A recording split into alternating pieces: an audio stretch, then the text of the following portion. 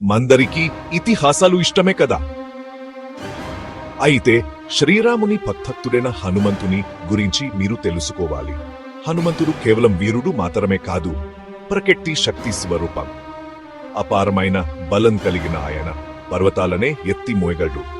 వేగవంతుడైన హనుమంతుడు క్షణాల్లో దూరాను దాటగలడు. అంతేకాదు రూపాంతర్ధారి కూడా. కాని శ్రీరాముని పట్ల ఆయనకున్న భక్తి ఆయన్ని విశేషంగా నిలిపింది. అచంచలమైన విశ్వాసం, హతో సంకల్పం హనుమంతుని నిష్కకు ప్రతీకలుగా నిలిచాయి.